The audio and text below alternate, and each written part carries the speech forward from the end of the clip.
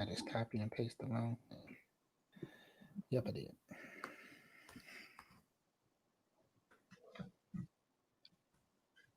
Alrighty.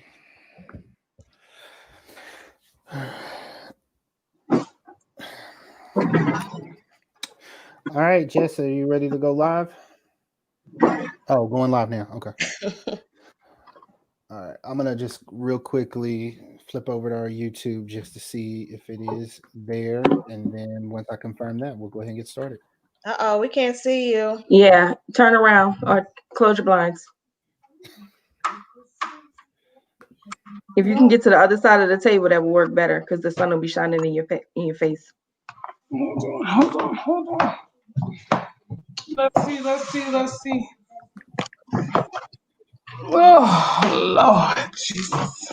Look at that, just like that. All righty. Peace and love, Johanna. Peace and love to everyone that is joining us right now. I have the honor to introduce these folks who, from the bottom of my heart, really do mean a lot to me. I've had the pleasure of knowing all of these stellar scholars well over a decade now.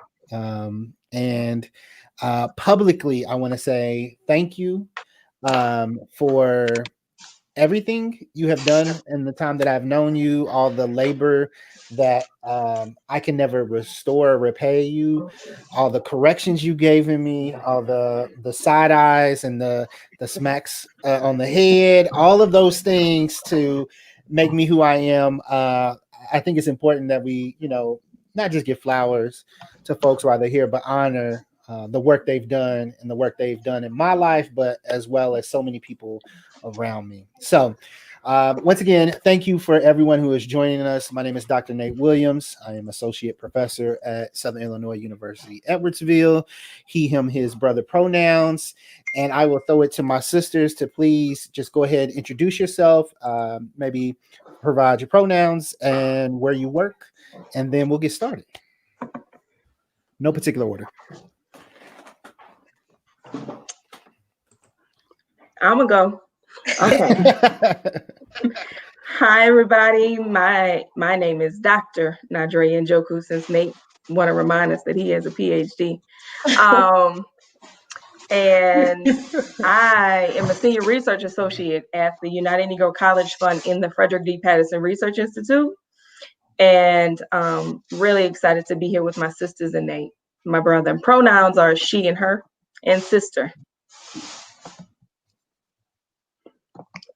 Hi, everybody. I guess I'll follow up. My name is Dr. Johanna Rogers, pronoun she, her, sister, for sure.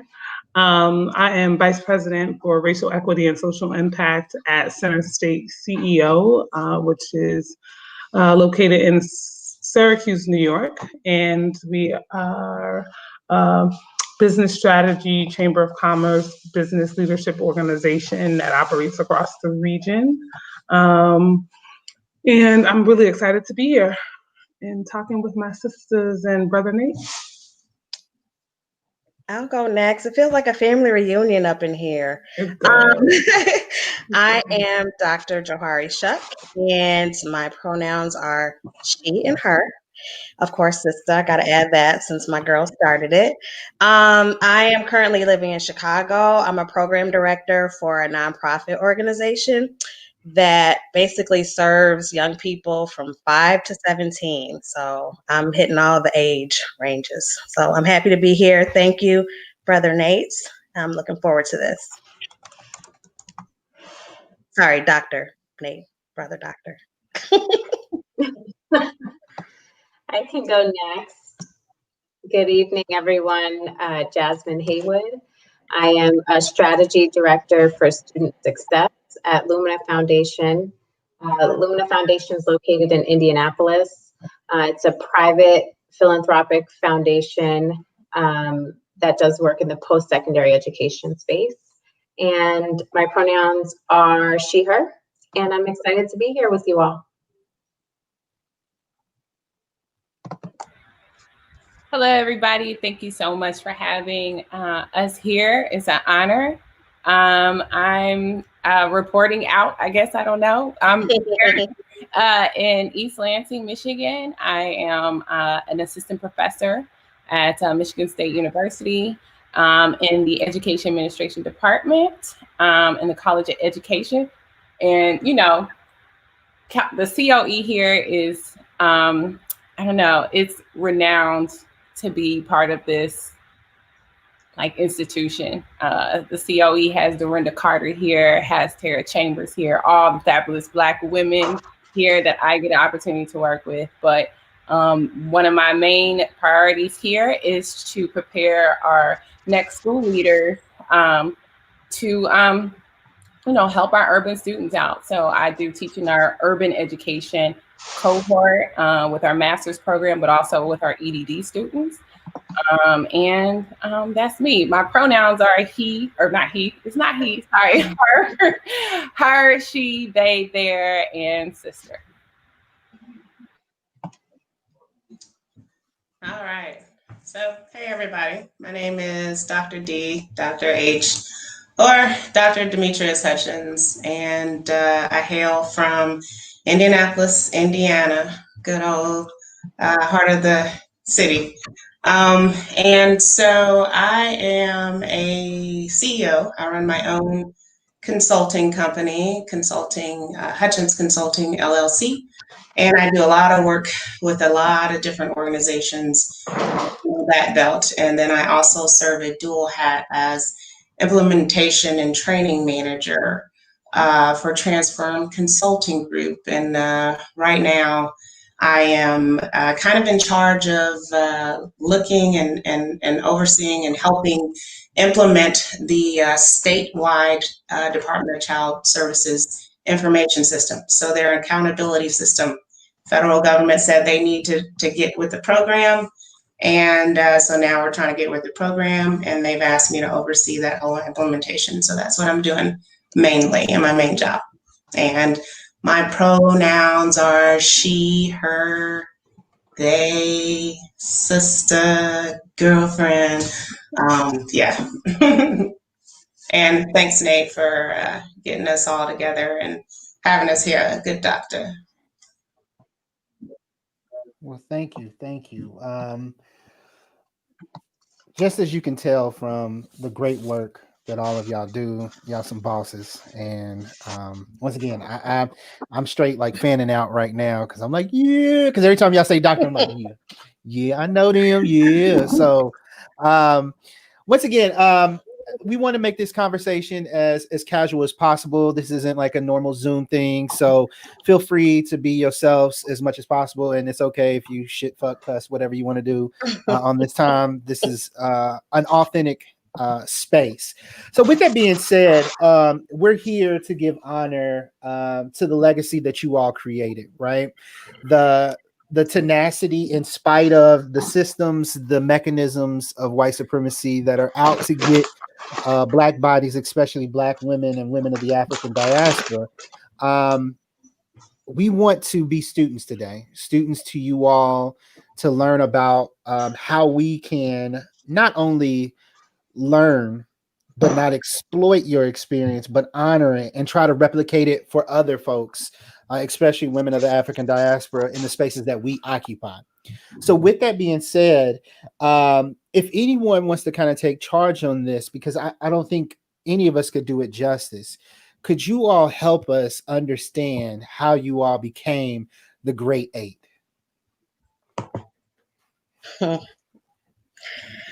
Jasmine?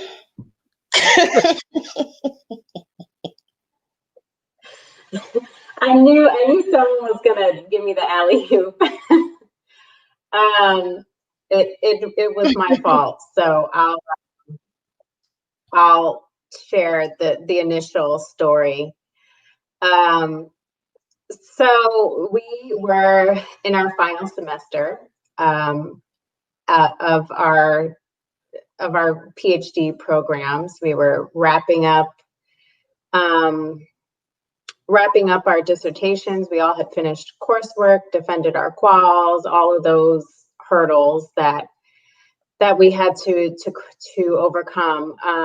And at some point, as we were, getting closer to getting hooded into our graduation date, we realized that there were going to be 8 of us that identify as Black that would be graduating with our doctoral degrees from IU's School of Education. And I think it was maybe mid-late April when we noticed this. And for those of you that have been doctoral students in the past, you're kind of like holding your breath until you graduate. You don't want to get your hopes up because you never know what's going to happen when you defend your dissertation. You never know when you're going to be given the green light to move forward on your dissertation. So we were all kind of in this space where we had our heads down, we were working, and we all knew we would graduate, but you kind of feel like you don't want to jinx it.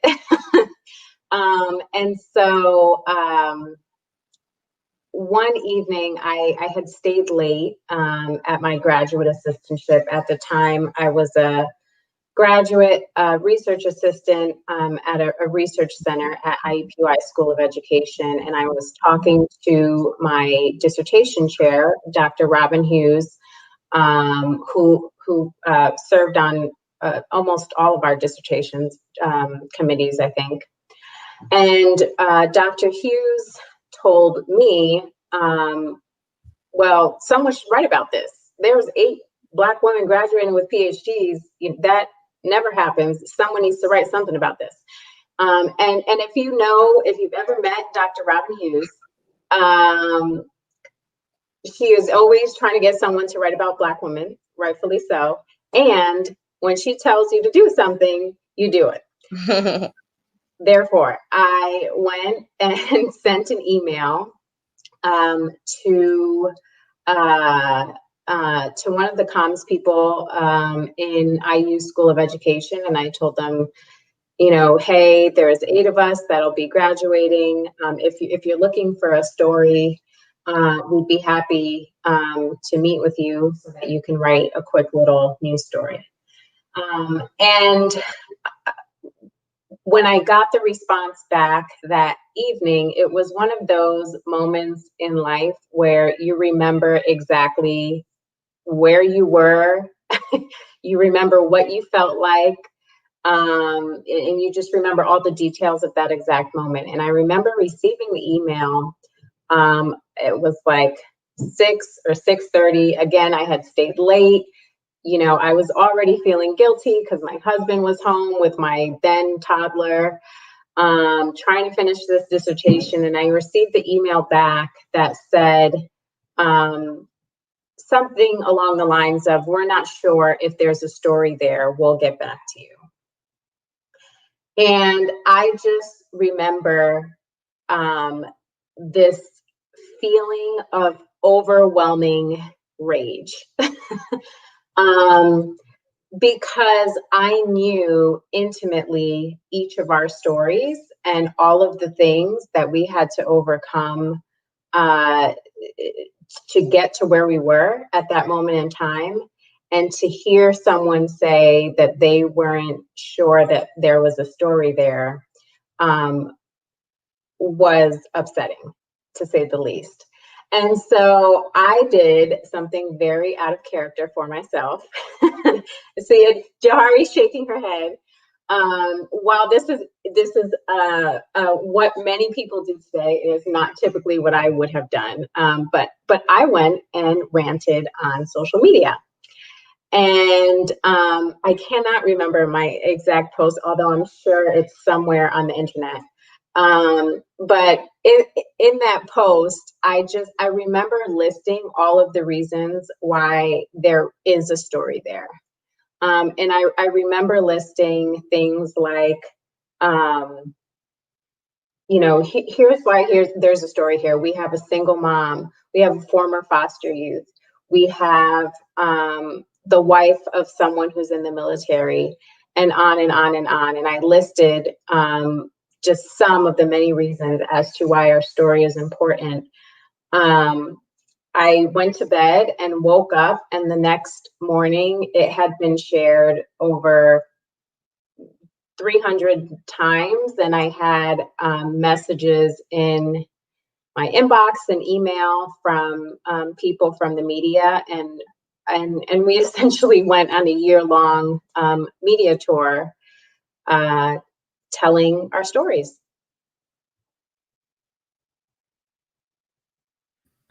Yeah, I will say, when I read Jasmine's post, that was the first time I had heard that someone had said we didn't have a story here. And the thing is, before I think, as all of us had been emailing each other like, I'm going to graduate in May too, I'm going to graduate, I think as the more of us emailed each other in that chain, the more we realized there was a story. Of course there's a story. And I remember us doing like this counting kind of thing, and then reaching out to Robin and be like, what's the record?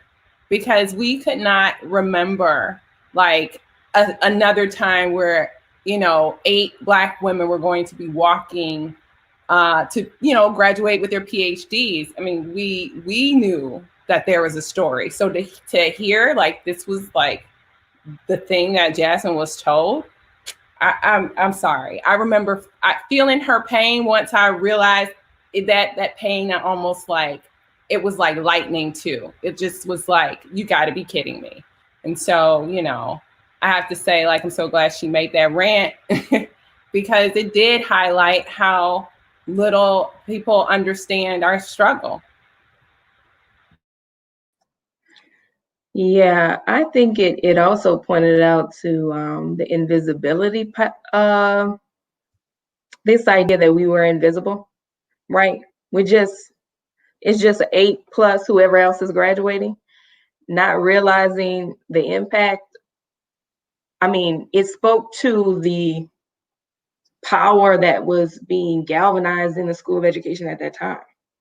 Had those pieces not been in place, had those admissions panels not been put together the way they had been put together, had those programs, higher education, student affairs, and then urban education not been put into place the way that they have been, and all of those things were strategic, right? We hope that they had the goal of diversifying the student population. Yet, we were just 8+ whoever was graduating at the time for the person that had received that message. But we weren't invisible, and we knew that we weren't invisible because we were living our story. We were living our story and witnessing the other stories rolling out. I mean, I had watched so many of us be pregnant while doing coursework. I had watched so many of us be activist scholars before people could, acknowledge we were scholars. We were activists in the field. We were struggling. We were losing financial aid. We were moving back home, or moving into some place because we didn't have the money because financial aid said you were done. So the system was saying your time is up, but we were saying no, our time is not up. And then to say, no, you're invisible. You're just part of the larger count. It felt like it felt silencing. But in being free, Jasmine was free enough to say, hey, no, I am mad. I am so mad. And then obviously, people agreed. And I think that we can't minimize the backdrop that all of this happens. We were at Indiana University, one of the least diverse institutions that exists. And not only were we dealing with our individual circumstances, we were dealing with being students at IU, which was a challenge every single day. And so, that adds to the fortitude and the level of perseverance that we had, because we had to deal with our regular lives, and we had to deal with the system that perpetually showed us that, like Nidrea said, that we were invisible, or that we didn't matter, or not just that we were invisible, but that you all look alike. So your accomplishments don't matter because we can't even tell you all from each other. So I think that can't be missed, I think when dealing with, I think the shock when we all, at least we all felt some type of way when we saw Jasmine post. I think we all felt some type of way collectively. And mine is more on Dr. Shuck's deal. I was more shocked that the work that I've done with many organizations, universities, all the rest of that stuff before I'd even went through this process of the doctoral program, I worked with a lot of organizations about how to change their image and how to go about soliciting more diverse culture or more diverse participants. And when it came back that it wasn't a story, I was like, wow. So are you telling me the communications department, like the people who's supposed to like find the face of the university and put that out for people, those people in a bicentennial, by the way, a big, huge university celebration, you missed that opportunity to like tout the fact that you are a predominantly white institution and you managed to accomplish something in not only the history of the university, but in a lot of other spaces as well. And you totally said that that wasn't a story. I thought to myself, wow, you just lost millions of dollars, tons of students, all of that, just because someone that was higher up, and I feel bad for the young lady and what happened to her because it wasn't her decision, it was her boss's decision. But someone up high said, but that wasn't a story, and make sure that you respond to Miss Jasmine and Mrs. Jasmine. You were Mrs. Jasmine at that time. Make sure you respond to her and tell her that that's not a story.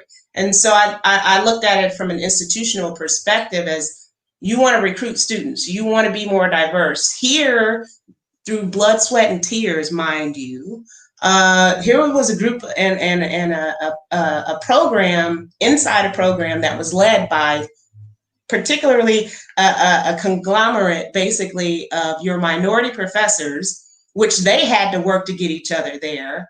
They worked to get us here. And so there was a major story here, and you just let that slip through your hands. And so that was what had took me for shock.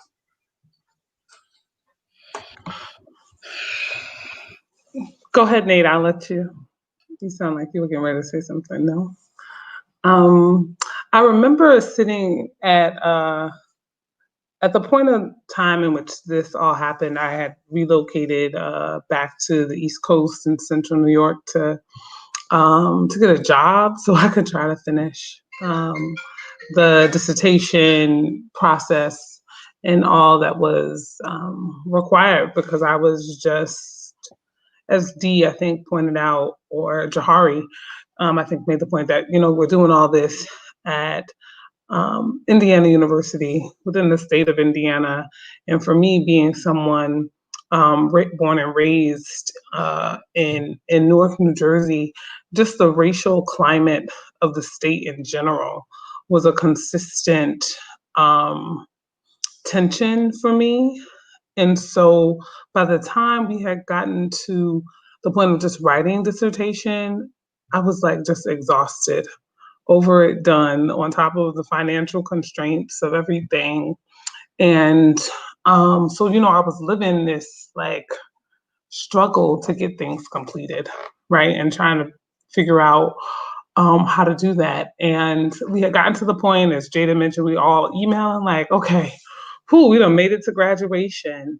And I'll never forget, Jasmine sent a text message, because we knew she had sent the email, got a text message that she had gotten a reply back.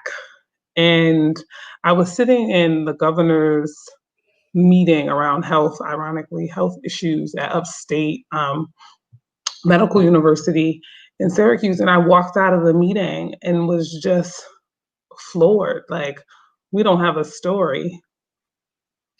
All the bull crap we had been through, faculty telling us we weren't good enough, we couldn't write. Our research we weren't ready to be doc students.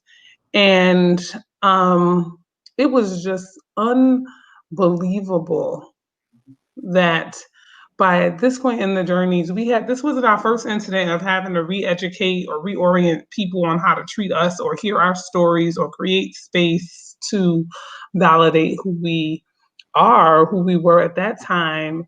But it was just like, are you really serious? And it was just another, I remember thinking it was another blow. And I think, Nate, the thing that we don't often get together in this way to talk about being a part of the grade 8. So sometimes you may talk about it in isolation of the other sisters here, but when I'm on screen with them and I look at them and I can remember me and Dee being in whatever that quant statistics class we had to take and get through, and walking with Jahari pregnant and Jasmine, and like all these moments that so defined our struggle, you don't see that. And so now, our story is such a source of inspiration. And, I walk around and see our pictures in all different places, or in tribute things on social media, and it's really beautiful. But I was like, I hope folks understand that our story came out of struggle. The grade 8, the end game is really exciting, but the things that we had to go through were really painful and was breaking and killing us. I don't even think softly, in so many ways, the sacrifices we all made to try to get to where we are. And I think that's why I'm grateful for you all inviting us to talk about not just, Ebony 100 and all the fanfare, but what it's really like as a woman of color trying to make it to and through the academy. Wow. Jahari, you First of better all, stop.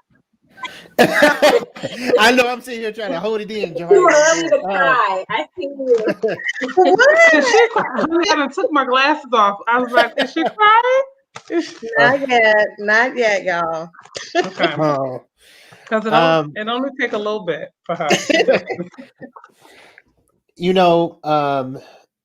Johanna, what you just said was beyond transformative, beyond powerful. And once again, I constantly stay in like a state of awe when I'm around my sheroes. And just from the short story that you've already shared, I mean, there's so many mic drops, right? I think the importance of Black narratives, especially Black women narratives, matter. The constant just history being made. But I want to kind of circle around something, and it's not to, because I want the folks that are watching to understand that what I'm asking of you all to share is not to rehash or to make a platform or stage to display Black hurt. Because I think a lot of times that occurs in spaces without recognizing the humanity of what took place, but what is also taking place for you all to rehash that. And once again, I'm in awe of the labor that you all display. But Johanna, you said something that was really powerful to me, and you said, where is it at? I was living in a struggle. I see that as a noun, a verb, an adverb, a lot of things. And once again, I ask, which is problematic too, of you all to help me, help us understand not just the struggle, but those actionable, movable steps that we can do to make that struggle a little less burdensome for other folks, especially women of the African diaspora. So, with that being said, can you all share and discuss some of those struggles that built that fortitude, that bond amongst you all throughout your doctoral program?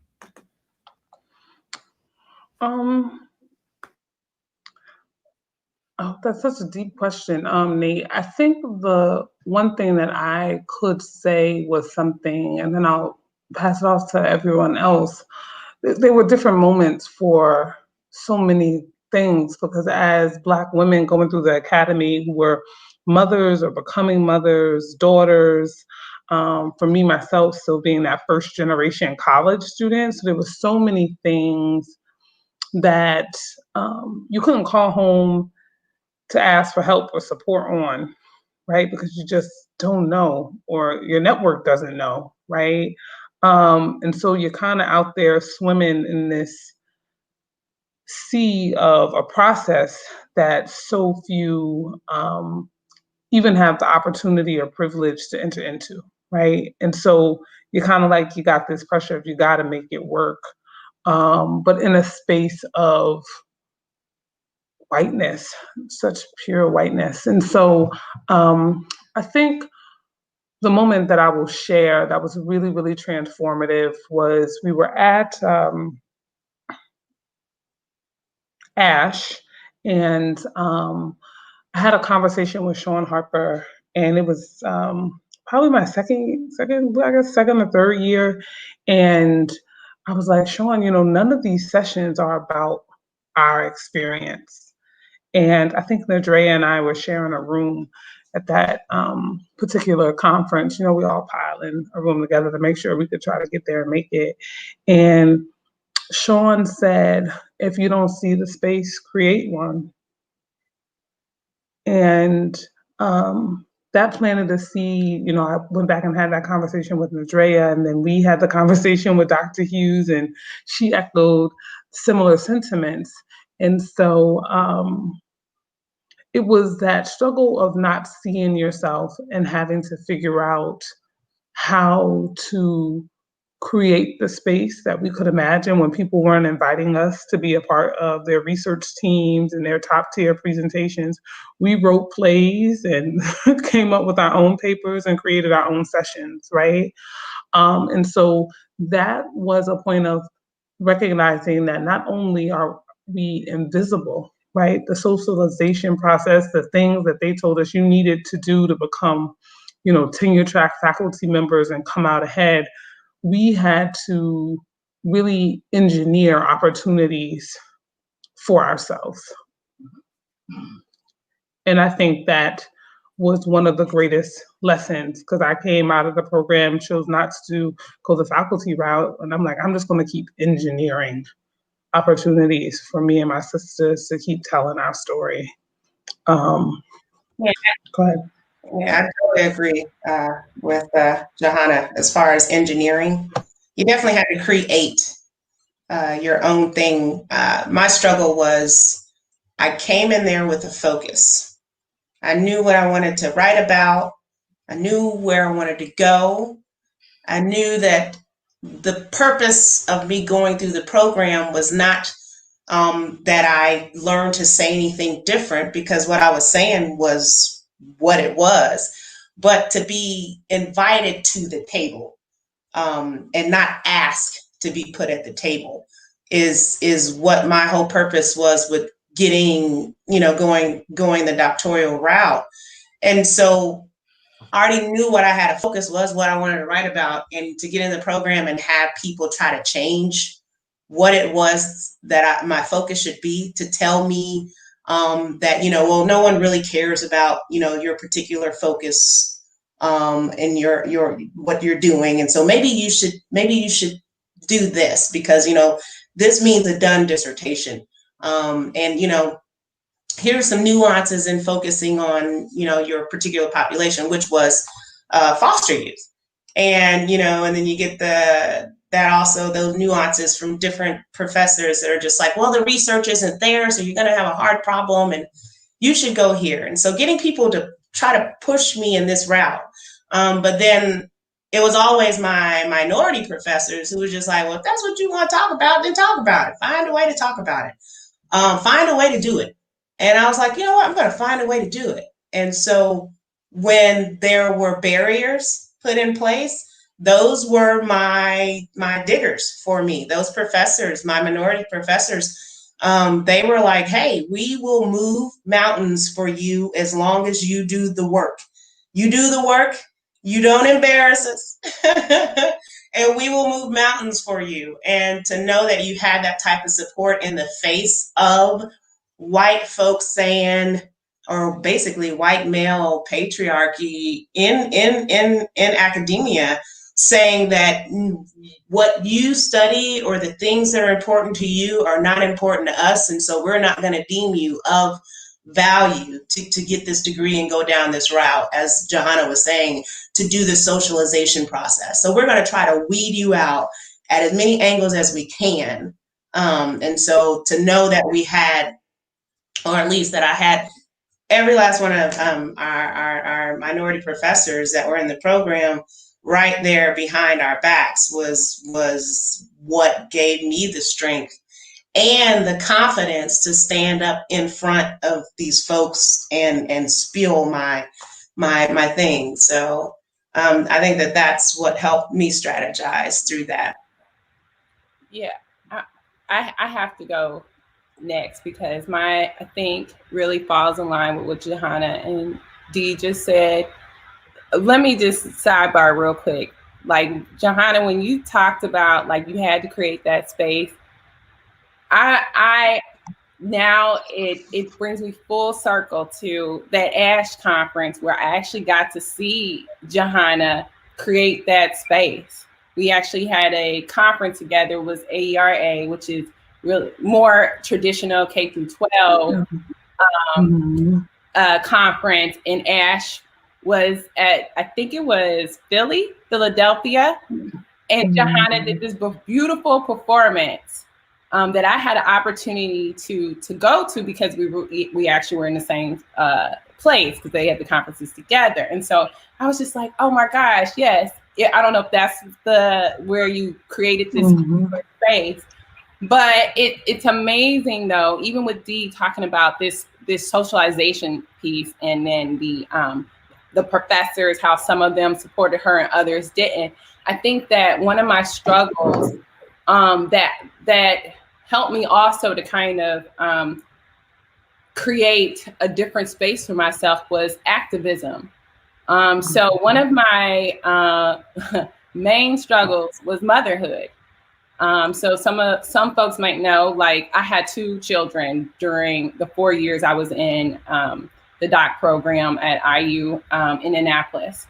And while I had those 2 children, my partner, he had to go and he was in the military, so he had to go about 1,000 miles away. So I had these 2 children by myself with a school-age son.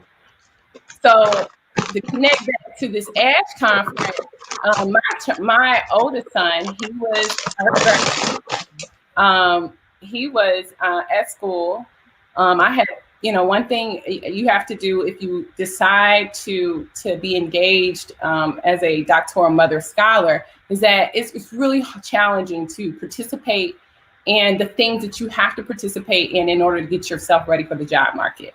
And I knew I had a very clear path. I wanted to go into academia and become an assistant professor and be in a tenure track. So for me, it was extremely important that I go to these particular conferences. And so when you do that, you have to spend time away from your family. I had my 8-month-old in tow going to this particular conference, and my 8-year-old at the time, he was at home with my parents. So one thing I had to do was tell the teachers, I said, I'm leaving. Here's all the numbers. Here's everything you need. If you have any issues, let me know. I get back from this particular conference, find out that my child is in school suspension because he didn't have a signature signed on his report card, which I wouldn't have been able to sign because I've been gone the entire time. So one thing that this particular program that I was in the Urban Education Studies program, which was a new program. I was the first cohort. Nate was part of that cohort along with Tiffany Kaiser, who's also one of the grade 8. So I get this email, and I'm actually on my way to Indiana University, Bloomington, to take a choral class, which is an hour away from Indianapolis. And I'm reading this email that my child is in school suspension. Okay, that literally, there was a particular policy that plagued my child's 3rd grade year. If he didn't do some aspect of the homework, he got sent to ISS. I was livid. And so one of the things that I had to do is I had to take all of those things that I was learning in our classes about structural racism. I knew this was a straight school to prison pipeline policy, and I had to pull the car over. I had to calm myself down. I had to figure out, what am I going to do, because I cannot live in this particular type of environment where mommy has to like always try to interject and intercede with trying to get my child out of in-school suspension. And so one thing that I appreciate about this particular program that I was in, and the professors that was part of that particular program, is that I went to them and I said, look, I can't do this anymore. I'm going to fight this particular policy. I put out a change.org petition. I got my professors to come in and talk to the principal about his policy. Nate came with me because he was researching the school to prison pipeline at the time. And we end up defeating that particular policy. And so one of the biggest challenge was I felt like I was in triple jeopardy. I was not only a Black person trying to get a Ph.D., I was a Black woman trying to get a Ph.D., and a Black mother trying to get a Ph.D. And all three of those just somehow converged to always become a barrier. But it was the people that I kind of put around me, this network, that helped me to fight these particular barriers. So a lot of my things happen outside of the School of Education because of the little niche program that I was in. But it didn't stop just because I was in a PhD program. Racism, white supremacy, gendered racism, all of those isms do not stop. And so it was really, really important for me to kind of use my network to my advantage so I could overcome these barriers and these challenges that interface with motherhood.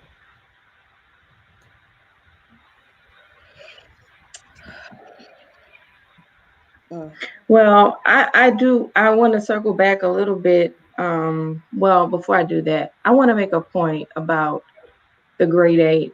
And it is the reason why we're very intentional about our image, how it's used, and making sure that we are at the table when the image is being used. I think when you see the grade 8, you see 8 women together, but I don't think you realize that there are 8 individual paths. There are 8 individual lives that converged at one point. All of our lives being in the School of Education at Indiana University, whether or not it's on the Bloomington campus or Indianapolis, we saw each other. A lot of us worked in the same research center together. There were classes across the way where I remember seeing Jada and Tiffany, although they weren't in my program. I saw them moving all the time. I had classes with Demetrius. So we all have individual stories, and those don't need to be ever forgotten. And they need to be nuanced when we're thinking about the grade 8, because they bring a very vivid tapestry to the reasons why we are where we are today. And I want to say that our sisterhood is bettered for that tapestry and the nuance there, and that we didn't all have the exact same. I mean, Black women aren't all the same. I know it's hard to figure us out, and we all look the same to most, but we are so uniquely different. And Johanna and I, for tactics of what we did, I know I share this experience, but I'll speak for myself. I felt like the program was killing me. I felt like I was physically, emotionally dying in the program. And that wasn't to speak to what was happening with individual people or professors or not, but it was the system. And it was particularly killing me because I found that it felt like the Black men had a route. They had a scaffolding, a system, and the Black women didn't. And so Jahan and I created a sister circle inside the HISA program. That was a circle that was welcoming to many Black women. Not all Black women participated in it, but it served a good purpose and a great purpose for those who were there, who could share and relate and connect to it. And so that was my tactic to make sure I stayed alive, was to connect to the sisterhood, because it is what I found on campus. It is what I related to when I was an undergrad that helped me persist and graduate. And it is definitely what helped me persist and graduate in this situation. And I am just blessed to have gained lifelong sisters as a part of the Great Eight. Yeah. I'm just like, I don't know, having emotions just based off of everyone's story, because I literally, I saw it up front, first row seat in most of all of our journeys. And so it chokes me up. But I think for me, motherhood has kind of been a theme that some of us have talked about. And for me, I had to take care of myself. Like, I had a membership to Massage Envy. I was getting massages once a month because I knew that that's what I needed to get my mind right. But, I had a daughter who was with me through my master's and PhD programs, and she was in class and she got to see these things. And, by the time it got to the end, I can very much relate to what Nidrea just said, that she felt like it was killing her. um, so I moved from Indy back to Chicago because I wanted my daughter to start high school at home with family. And so at the time, we've all talked about, the financial aid struggle. And so I didn't have a position when I left IU, and I still had dissertation to write. And so I remember Jasmine's husband worked at the School of Medicine, and she told me about a position, and that was just great for me. But for about half of that time, I'm commuting from Chicago to Indianapolis.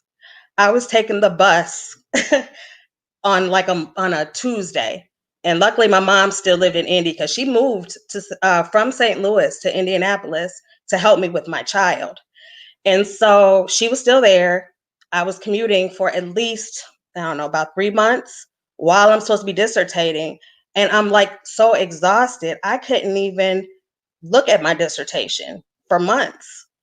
And so once my boss, rest in peace to Mary Ostrom, she was the head of the diversity department at the School of Medicine. And she's like, you need to finish, just work from home, stay in Chicago, do what you need to do. And so it was the combination of my self-care, knowing that my daughter was paying attention to me. We weren't invisible to the people that mattered. And my child saw this. My family saw what I was going through. So that was a part of my motivation to keep going. But, my connection with my sisters, Jasmine hooked me up basically. And that's how I was able to finish and, just get through it. But, I think one of the things that I learned is that you do have to open up your mouth because people don't see our struggle. I remember reading in Essence magazine years ago something that said Black women look good, we look younger, but we're old on the inside because of all the shit that we have to deal with. And so I thought about that. And so I had to, take care of myself so that I could keep going for my child, for my nieces, for cousins, for everybody who we were not invisible to.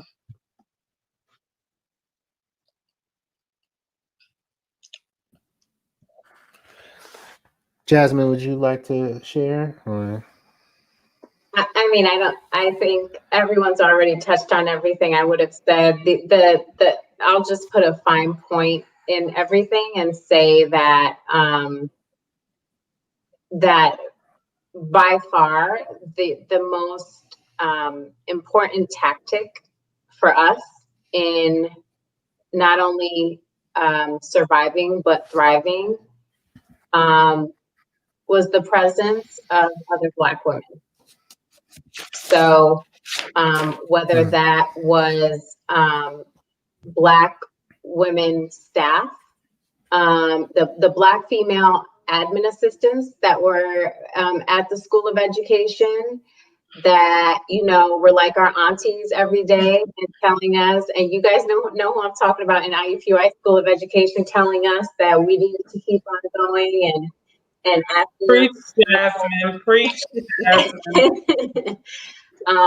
So I'm talking about not in particular positions, but Black women throughout the academy. Black female faculty members. I already mentioned Dr. Robin Hughes, Dr. Cherie Wilson, Dr. Kaula Murtada, and the list goes on. I know this goes for other people here too, but I personally would not be where I am today without those three women that I just mentioned. They were there when I was a master's student. They told me that I was going to apply to doctoral programs, and they helped me keep going when I didn't think I could keep going. And lastly, the presence of Black female students. If we hadn't have had each other, Johari specifically was in my cohort in the HESA program, and actually we were together in the master's program as well. And so, you know, we had many years of laughter and tears together. And so, you know, those watching that are in positions of power where you can alter hiring practices or impact the demographics of your organization, the presence of people of color and Black women specifically matters. Yes. For the folks that are watching, I was taking notes, and what I heard was the recognition first. Secondly, the awareness, but also the strategies to support mother scholars. I heard that theme repeatedly throughout all of your testimonies. Again, I think Johanna dropping the mic about the ability of creating space so that you all can create opportunities, and having the institution help forge some of those spaces. And I think kind of giving breath and way. Again, and this seems so basic, but the need for non-white faculty members, especially women of the African diaspora. I don't think it's that difficult to figure out, but how much of a role they play in all of our lives, it's unquantifiable. But also too, the recognition of fatigue, bills matter, and I think the way that we operate in the academy is different. And what I hear you all saying is the need and recognition that you all aren't invisible, that your struggle, your strife, your pain that is in and outside of the institution is not invisible. With that being said, I'm going to selfishly ask again for more labor. Specifically, I think it may have been Andrea that had mentioned this, but Black males, we have a different role within the academy. Oftentimes, we're the lamb for the slaughter when there's ever an issue. But many folks don't realize that we exist because there's so many Black women behind us supporting us. So with that being said, can you all share how Black men in the academy can support female and femmes scholars of the African diaspora?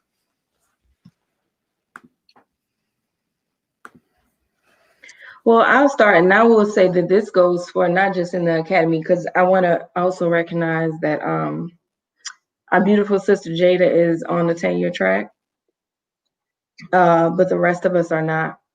So while we work, I think I call it, we work in the outer academy. She's in the inner, we're in the outer. We're attached to it. You know, my big thing, outside of the sister circle, my closest friends in the doc program were Black men. They had a critical mass in all of my cohorts. There was another Black woman in my cohort. Shout out to Sydney. In my Ph.D. cohort, I was the was another Black woman in my master's cohort, but there were a significantly more number of Black men. What I would say is how they can support is to recognize that we are not maids in the academy. We are not here to clean up their messes. We are not cooks. We are not here to cook up the ideas so they can steal them. You know, we will always be confidants and thought partners, but we are not here. We are not here to create their agendas or build. We are not here for them to build their agendas on our backs either. And so being cognizant of their own masculinities and their egos and the patriarchy and the privilege that they take up, they have to accept that privilege. And they have to be conscious about, it's one thing to always have to make space for yourself, but it feels wonderful when Black men take the time and think and make space for you too. Because I think it's in our nature to make space for them. We nurture and make space all the time. Right. But from my experience, I mean, we are not here just to support them, or keep their secrets. We are here to be great right next to them.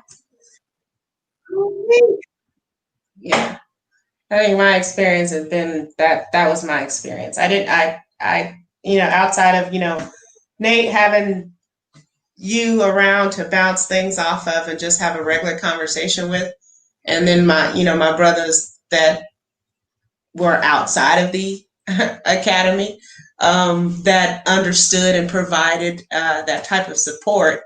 Inside the academy, it was just that, Nigel. It was me being the therapist, the maid, the agenda planner, all the rest of that stuff when it came to a lot of Black men that I kind of looked to be in that space to be a support like all of the Black women were.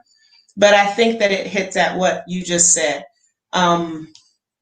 There's a benefit of patriarchy and a privilege that shoots past them, not only just in the academia, it's in business, it's in society, it's everywhere.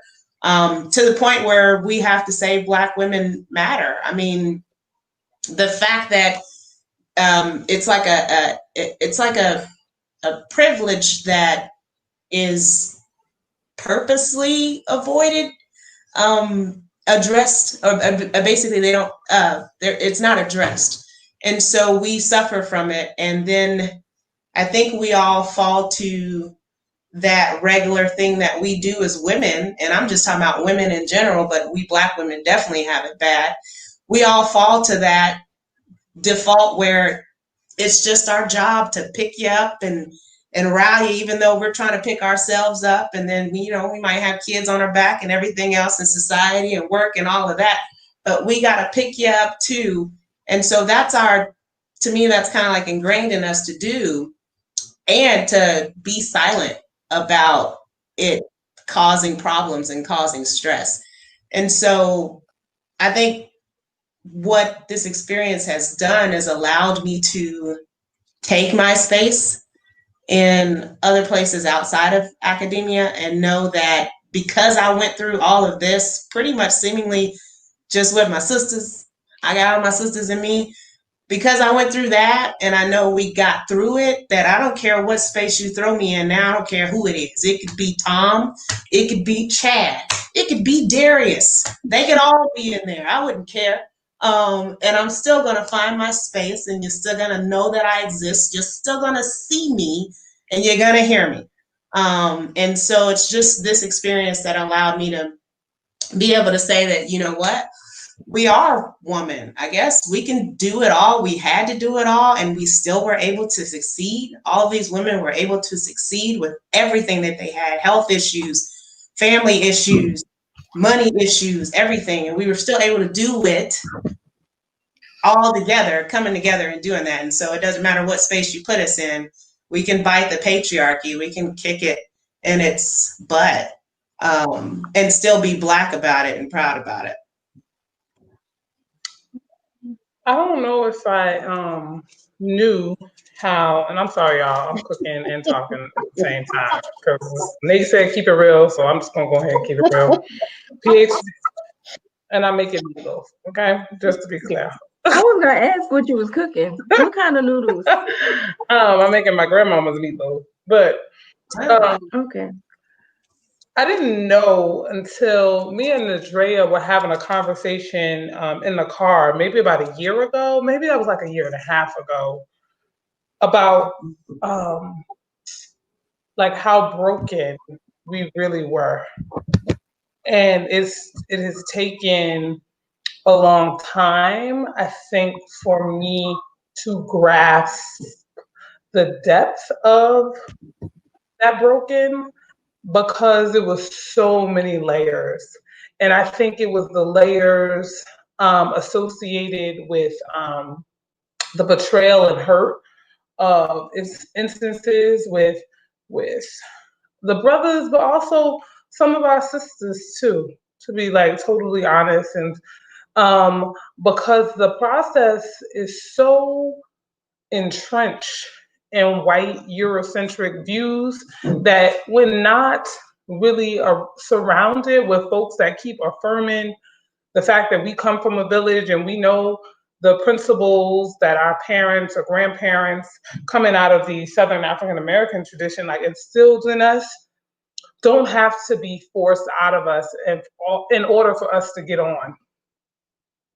Right? Like the sister circle, I'm making my grandmother's meatloaf, me and Andrea talk about, like, I was like, my grandmother had women meetings in her kitchen and living room and people brought food. Maybe we should do that, right? Like part of what got me to and through was that understanding of we have to do things together because they're gonna put us against one another ultimately, right? Because they're gonna try to get us to believe it's only one of us. Only one of us could really be great. For 8 of us to be great, now come on. That means that there has to be room for all 8 of us to be confident and win and have a platform for our research and, you know, their faculty positions for us because we all need to be competing for that one position. And many of us stepped back and said, nah, we're not gonna do that. You know what, if I get a scholarship to the conference, we all gonna be in the same room. You getting your meal paid for, okay, we're gonna share a meal because we all getting there how we can get there. But it was moments, I think, when I did that for others and they didn't recognize or they took advantage, I think, of that willingness. And not just, I'm speaking from a personal space, but I also watched it with my sisters. When Nadrea say, we're not just cooking up ideas, people taking the heart and soul of our work and then just acting like we had nothing to do with it. Or not, you know, acknowledging or saying thank you because they've become so wrapped up in getting that one spot. And it has hardened me in a way that even now that I work outside the academy, I have to check myself sometimes because I've become leery of the notion of collaboration in some ways. It's made me hypersensitive and almost anxious about when people want to partner or call me to collaborate because I'm like, what they looking for? What they want? Why? Who sent you? You know, I'm asking all these questions because my ideas, programs, initiatives taken, and people don't even look back and say, you know what, thanks for setting it up, or thanks for inviting me to the platform that I'm now running. You know what I mean? Faculty getting tenure off your ideas. All of it raped in so many ways academically that has taken a really long time to come out and recognize the impact that it has had on how I even socialize outside the academy. Yeah, I think that's why it's just to circle back to your question, Nate, that it's important for Black men to have Black feminist frames, to understand that Black women live in the intersection of racism and sexism. And so, you know, that creates, like Nadrea was saying, basically a double dependency on us, where we are the, you know, the maid and the cook, and then also the idea maker, and then expected to pass it off and smile when you present our idea. You know, so I think that there are not enough Black men in the academy that have that stance. I've been a victim to it, where there's been prominent scholars who thought that I was going to come in and wipe and clean up the messes. And I think that it's just important for Black women to say no. That's the word that I've learned that I don't use as much as I should, but the word that I was told to use coming into the academy was to say no. Say no to everything, and concentrate and focus on myself. And that's been really hard because I'm so used to saying yes to everything, because I always think that if I'm not at the table, then they're gonna have me for the, you know, on the menu, or they're gonna have sisters that look like me on the menu. And so I think that Black women always feel like they have to step up to the plate and do this work. But being in this particular space that I'm in right now, I've learned that we don't need to do that all the time. There are times where I will strategically say yes, and that's usually when I have another student that looks like me, who I want to make sure gets through this rigorous and soul-sucking process. And that's when I will say yes, because I know that I had wished more Black women had said yes to me. But we're always consumed with our time. We're always asked to go to all these particular meetings and give our feedback, read this script, read this agenda, read this new letter we're going to send out to everybody about Black Lives Matter. We're always asked to be doing that. And sometimes I just think that Black women need to just say no. But I think that that's out of a sense of protection. But I think that's when Black men can be deliberate about their Black feminist frame, so they can be the ones to say yes instead of us. Thank you. I just want to, before D, before you jump off, if you want to say anything, then before you part. No, I just want to say to all of those that are listening, thank you for tuning in. And we're gonna continue to share with you. But as you do that, and we talk about, you know, how do we create those spaces? How do we change this? Know that we all got together and created a scholarship.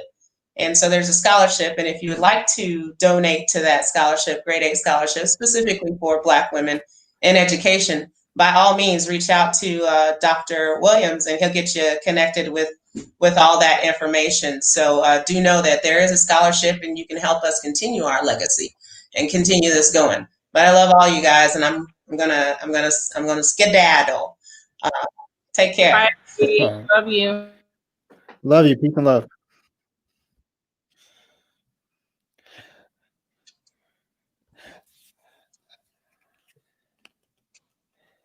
Yeah, and we will pass along that information. And as Dee has alluded to, hopefully this isn't the last time we have an opportunity to speak with the grade 8. We do have a podcast. Blacktivism in the Academy is the name of the podcast. And we have some Twitter feeds going down at the bottom. Oh, okay, with the information. I see you, Jess. All right. Dr. Haywood, I know you have to jump off of here shortly, but I want to give you an opportunity to respond to the question, and then also give us any parting words before you leave us. Yeah, I think the question about Black males, is that what you're talking about, Nate? Yeah. I think the way Black men, not just inside the academy, but anywhere, can support Black women is by sacrificing the privilege that they have and using their privilege to center the voices and experiences of Black women. What white supremacy wants is for us to be pitted against each other and for us to not get along with each other. That goes for intergroup dynamics with Black women and amongst Black men and women as well. And so when we are, pitted against each other, fighting each other, white supremacy wins. And what Black men can do is sacrifice their power, their privilege to uplift and center Black women. And if as a Black male, you do not feel some type of loss or sacrifice, then you're not doing it right. Then you have not successfully used your privilege. And I think that's the biggest, most important thing that Black men can do. And I'll say, I met my husband in graduate school. I met my husband at IU's higher education and student affairs program. I will tell anyone that if it wasn't for him, and him constantly sacrificing, he's sacrificing right now with our two children. If it wasn't for him sacrificing his time, his energy, so that I could finish my doctoral degree, and finish it as a whole person. He didn't just give me time to work on my dissertation and my coursework, but he also insisted and forced me to take time for self-care, which I am not good at. And so, I think it's important that Black men keep that in mind. That is awesome to hear, especially from a fellow member of the greatest fraternity on this planet, Phi Beta Sigma Fraternity Incorporated. Yeah. Once again, I think I'm stuck in repeat saying thank you all, but that knock on the head is needed in regards to my role and others who identify like me as we continue. I love to, if we're not feeling the loss of privilege, then we're not doing it right. That's a t-shirt right there. Do you have anything else? Because I know you want to jump off here shortly. Do you have anything else you want to part with us before we begin the process of transition to Q&A? Dr. Hayward. No, thanks for having me. Thank you so much for joining us. So real quickly, for our folks viewing in right now, please utilize the comment box on YouTube, and we're going to start fielding some questions from the audience to the Great Eight. And as we start to do that, I think Jess is going to throw up questions here, and in hopes that we can get to as many questions within the last 10 minutes or so that we have together, it would probably be best if we could just get one or two of you to respond to the questions. That way we can field as many as possible. So the first question is, I am curious with what the year-long presentations following graduation felt like. Also, I hope you amazing trailblazers were compensated for your labor.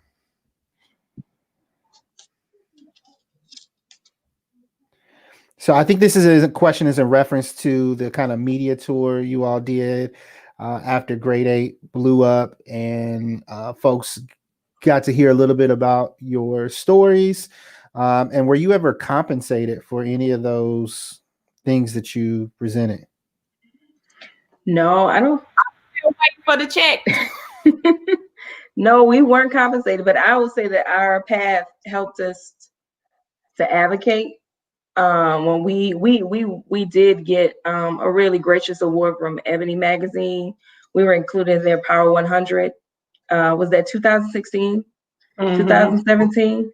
2016. Yeah, and we advocated. We used our voices pretty loudly, and advocated with the university, again presenting the argument that this was, as we put it, a professional development experience. Very rarely do doc students get the national platform that we received, and we are grateful for it. And so we had to advocate that they pay for our travels. We had the great experience of feeling what that was like, being in a room with a lot of prominent, respected African Americans. But no, we have not had monetary gain from this experience. Mm-mm.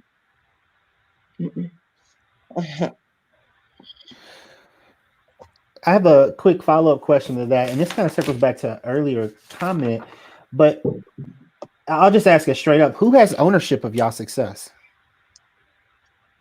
That's such a great question. Very good question. I think, I take ownership of our success, not as like everybody else can't, but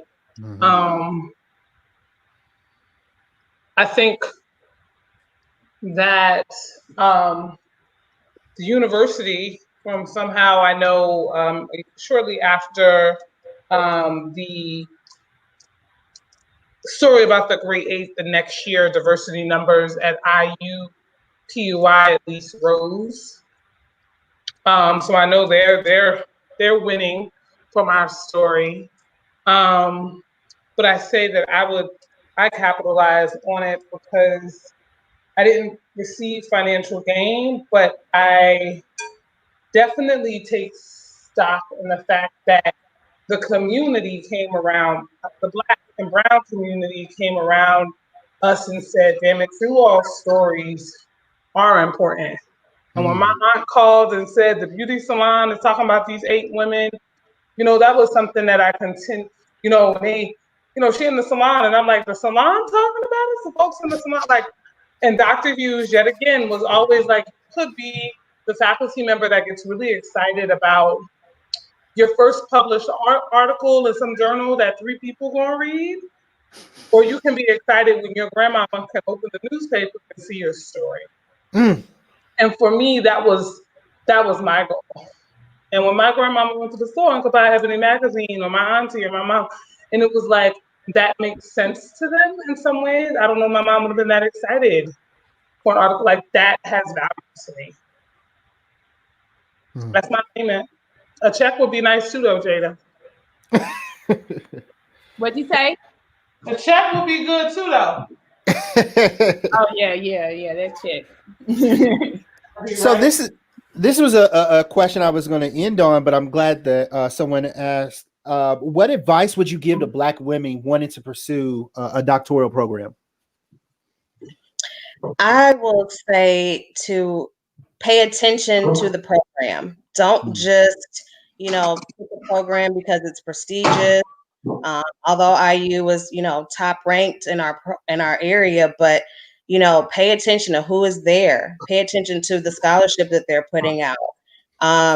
Pay attention to the number of Black students that they have in programs, because we've all stressed how important the people around us were to our our journeys. And so you have to make sure that as best as you can, that there are some things in place that you can work with. You're not going to get it all, but there has to be something for you to work with. If you're going into a PWI that has 1 or no Black folks on faculty, you are going to struggle, period. And so you have to pay attention to all those things when you're looking at programs. In the HESA program, we were blessed to have Dr. Robin Hughes and Dr. Lori Patton Davis on the faculty who could support the actual work of getting the work, the coursework done, the independent studies, the dissertation. They served as chairs or members. But you're not going to always have that, as Johari stated, but there could be a network somewhere that you could tap into. So you need to know the program and the institution. You need to know the city you're going to. And you also have to come in with a very strategic plan, because like I said, going on the journey of getting a PhD means that, you could get distracted along the way. Life happens. We had kids. We struggle with our kids. So you need to know what your plan is. And even if that plan changes, continue to check in with yourself. So that when it does change, you're aware of it. Because I've been on a path before and looked up a year or two and realized something about me was different. Like in the inside, like some of my goals had changed. But if you're not checking in with yourself constantly, about all the things going on because you're so laser focused and you're not editing for self-care. You will look up and be a different person and not know it.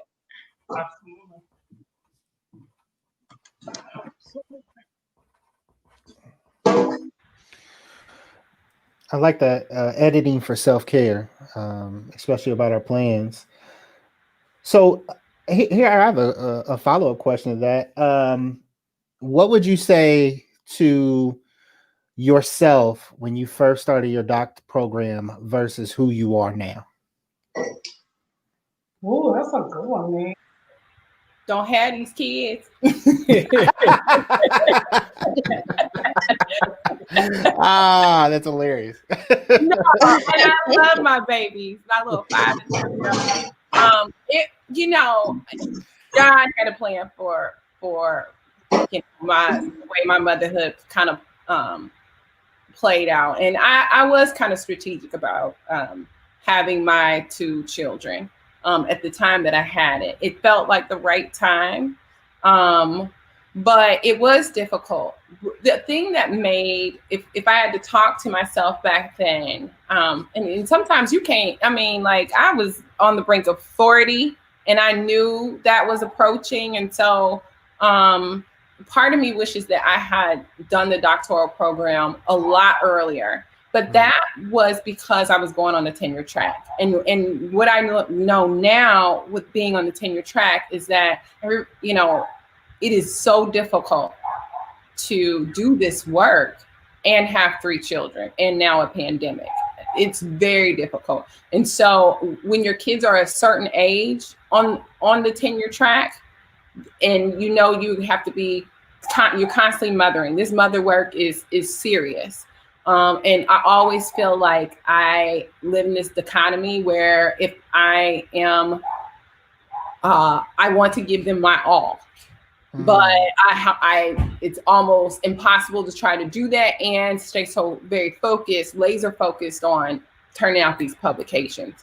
So I see a lot of my colleagues who are similar in age, but decide to wait and have children or had their children way before, where they are grown people, and then start this. It's just interesting how women have to make that particular choice. And it's not fair. It really isn't. The Academy is not kind to mother scholars. But sometimes I'm not going to say Jada don't have these children, but part of me just kind of wishes I had known what I was going to get myself into being in the tenure track.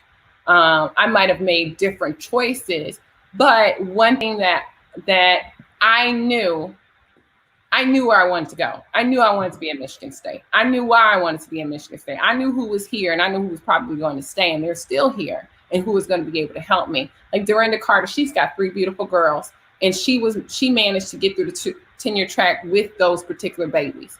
And so I kind of have these mother scholars who I am able to look up to that has done this work, but it is very, very difficult to have that balancing act and do it in a way that you're taking care of yourself and these children. And we know Black children, they are in spaces that don't like them, that are not designed for them. And that's partly why I do this work, but it's trying to do this work and trying to do the work for them.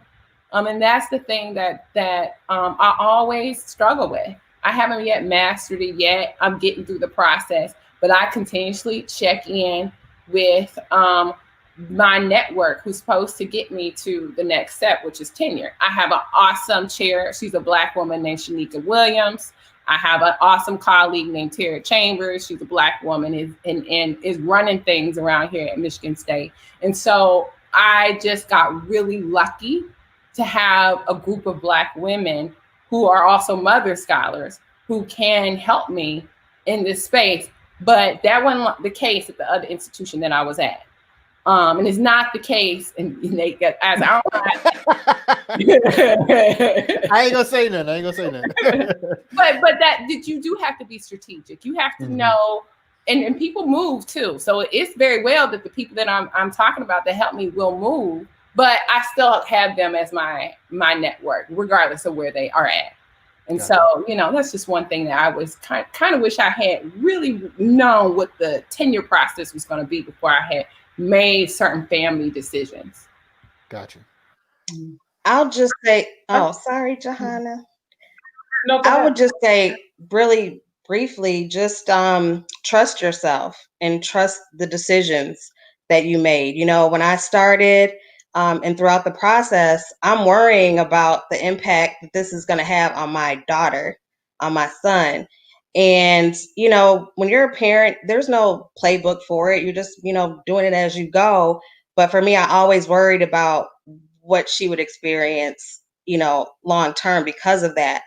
But now she's, a junior at Fisk University, Dean's List, doing her thing, So I know that all of the choices that I made for her, even though I question myself all the time, they were the right decision. So you have to really trust yourself. And even when other people don't believe in you, don't think that you're crazy for leaving Chicago to go to Indianapolis, like, that's just, you just have to trust yourself. I think the one thing I was going to say, Jahari hit on, and Nate will tickle. I used to take students abroad, and they'd be asking all these crazy questions, like, oh my God, from many of them were just getting on the planes for the first time, and we're going to the Dominican Republic, and it was like such a process for them. And I would tell them to trust the process. Like, we're so structured in American society, we got to know what's coming after that. Next. But what I've realized now, that I would tell myself then is trust yourself. And I probably would have forgiven myself for a lot of the mistakes that I made, or the things that were disappointing that happened along the way, the friendships that were lost, because everything was such a devastating blow, because you're just such on an emotional edge going through everything. And I wish that I was a bit kinder to myself for the mistakes. I wish I would have understood that everything that was happening at that time was going to make me who I am. Like, that conceptually, right? Because you're helping students navigate it as they get onto campus and imagine graduation day. But for me, I don't know that I gave myself that much grace. And if I could go back, or the thing that I tell students now that are entering, the doctoral journey, is kind of just be kind to yourself, love on yourself, understand how to give what you need to you, so that when things, mentorship, relationships, friendships, partnerships don't work out, you can create the room to grow in a more healthy fashion. That's what I would tell the younger me. I would give my younger self a warning that when I graduate, everything is going to be different. And then tell her that, but everything will be for your good. Immediately after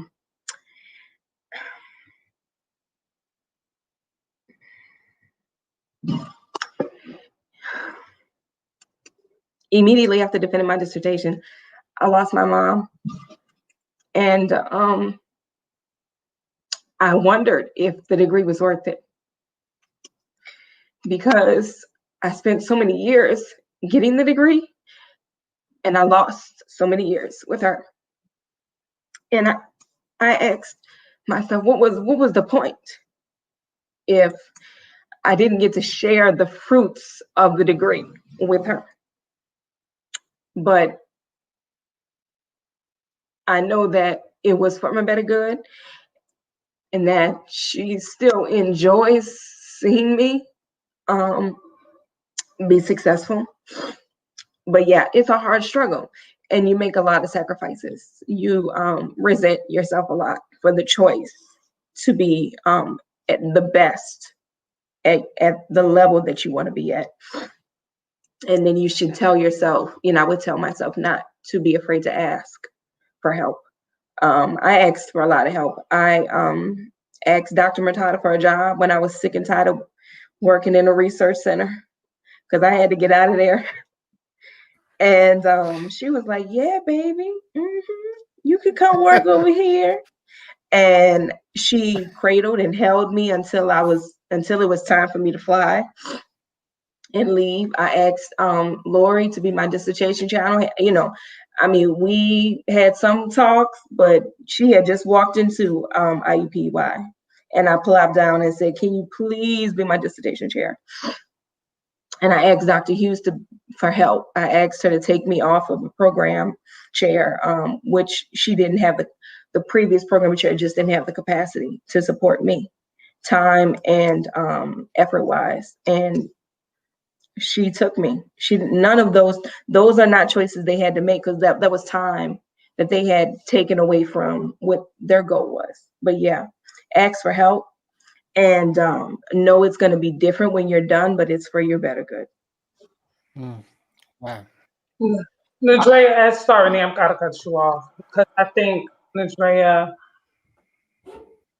your journey was so beautiful.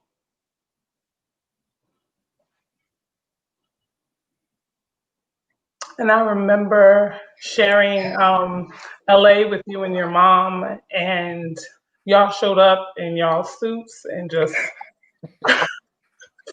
I mean, and I say that because I think that night in LA, that experience where, let's just be clear, the university, we had to fight the university to go, and I got in a knockout, drag out, toe to toe, like, no, we are going, you are going to support us on this. And we had some negotiations that we had to go through in order to make that happen on Ebony's side and Indiana University's side to get all of us there and someone that loved on us. Because I think, Nadrea, your words, there were so many people that held us. And our story isn't just about the 8, but Iris Rosa, Natasha Flowers, oh my God, Shalma Thompson, Cherie Wilson, Claudette Lands, Regina Turner. There were so many women of color, Nicole Oglesby, at IUPUI and I'm talking about, don't get it twisted, from the facility staff that would be like, baby, go ahead, I'm gonna keep cleaning up, keep writing, but when I leave, you'll leave. From those folks to the dean's room, there were people there that babysat our kids, that fed us lunch, just held us and fed us and nourished us, not just from an academic perspective, but from a human perspective when we were barely holding on. And I think as I listen to each of you, I recount moments, and me and Jada when she was helping Jomo, and Jahari and I put my kids going to the same school she went to because she told me how to help my son get in. It was so many of those moments for us that made the fact that we got to May 2016 together that go far beyond the picture. And I think for me, that's why it's so important that our image isn't just used, but that we are invited to share, because our stories are so much greater than just the 8 of us. And the folks that sold into us or made our story important are also recognized. Otherwise, it's just a manifestation of that process, like these 8 women, and there was nobody else behind them. There were many people standing behind us to help us get to where we are. And many of them look like us. Wow. Thank you. Thank you again for the fingerprints y'all leave and still leave in my life and in the lives of all the people that you all touch. I hear and see your humanity in your story, in your walk. Um, and again, I stand back in awe of who you are as individuals, as human beings, as mothers, as leaders, as examples. Um, and if we walk away with anything from this time together, the greatness that brings the eight of you together is not just the completion and is not about the degrees you all earned, but the greatness that is literally in all of you. And I thank you. Um, uh, I thank you. Once again, thank you to all our listeners. Please check us out on all our social media platforms. We hope to continue this conversation through our podcast, Blacktivism in the Academy, with the Grade 8. Our website is up. It is dream-collective.org. Once again, I want to give praise and honor to the Creator for allowing me to be here today and allowing these great sheroes to be a part of my lives and now a part of yours. Once again, peace and love. Thank you. Thank you all. Love you, girls. Love you, Thank you Nate. so much. Love y'all.